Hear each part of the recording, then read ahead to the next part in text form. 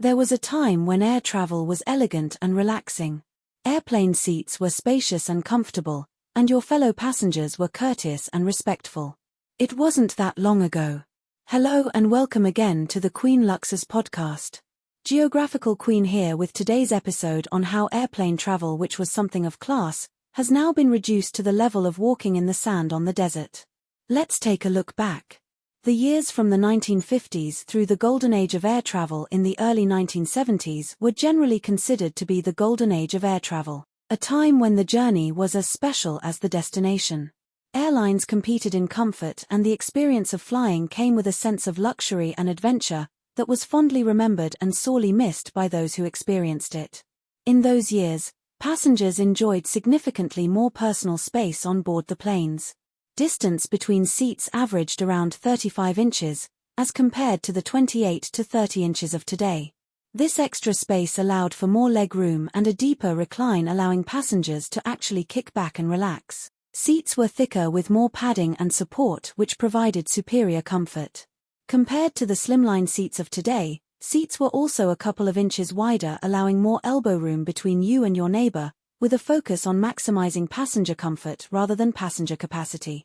Many long-haul flights offered dedicated lounge areas where passengers could sit on comfortable couches, socialize with fellow travelers, or simply enjoyed a change of scenery.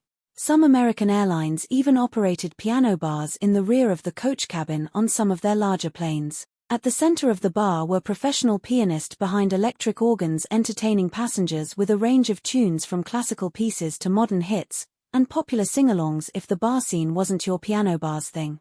If you were just looking for a good drink, you didn't need to leave your seat. Cocktails and other alcoholic beverages were often available at no charge, especially on international routes or in the first and business class sections of domestic flights. This era was also known as the appearance era, where travelers would arrive at the airport dressed in their best attire. It was common for men to wear suits or at least sports coats with trousers. Accessories such as ties, cufflinks, and pocket squares were standard to finish off the look. Many men wore hats which would be removed and stowed away upon taking their seat on board. Women would be in dresses or skirts with blouses. Outfits were elegant and often included gloves and scarves as accessories. Children would be properly dressed by their parents, often wearing miniature versions of adult formal wear, or at least neatly pressed casual clothing. Flight crews were also smartly uniform dressed, with special attention paid to the appearance of the female flight attendants, referred to as stewardesses at the time. With federal regulations prior to 1978 preventing airlines from offering lower-priced fares, providers needed to find other ways to attract passengers, especially businessmen who made up a large portion of their customers. In response, airlines learned to utilize their stewardesses as marketing assets. In these times, physical appearance was key. Attractiveness was considered a requirement of the job, and there were detailed guidelines on makeup, hair, and weight.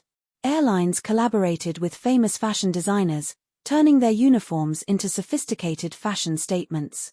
Over time, however, some airlines pushed the boundaries of good taste, putting their stewardesses in uniforms and AD campaigns that were arguably less than sophisticated. Today, these are what we experience on flights. People dressed up like they are going to work at the garbage mounds and fighting on planes like hungry creatures in the wilderness. Take a look. Show me what's up.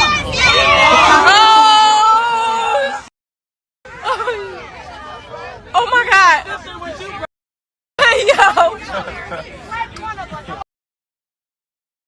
So I dare you. Oh my God. I dare you. What you trying to be on? What you trying to be on? I want whatever you want. I'll be. And you. Shut the up. Yeah, you better believe it. I work in front of public. You want to try to look at other women? No. Two separate passengers record a very vocal argument between a married couple as a plane prepares for takeoff from Miami International Airport. You ain't gonna look at other women, and you ain't gonna tell me you're looking at other women. The wife is apparently accusing her husband, who is seated right next to her, of having a wandering eye. And the flight crew is trying to calm the situation down. Humanity. If you're a human, no, you shut up and sit down. No, nobody cares. Nobody cares. Where's Homeland Security? There should be Homeland Security. Step away from me. I don't care if I'm scared. I don't care. I don't care. The women will be fine. Let's sit back down. Why are you scared? Why should you be scared? We have dogs on and dogs on and dogs on. Well, tell them to bring SWAT to shoot me down, because they're going to have to shoot me down today. Remember that. Where are they diverting us? Because wherever... So what do you think? Did civilization forget to influence the airplane traveling area after the 70s? Or the cheaper the flights, the more the junk? Well, kindly leave your comments in the comments section below, and thanks for tuning in. I will be back with the next broadcast. Good day.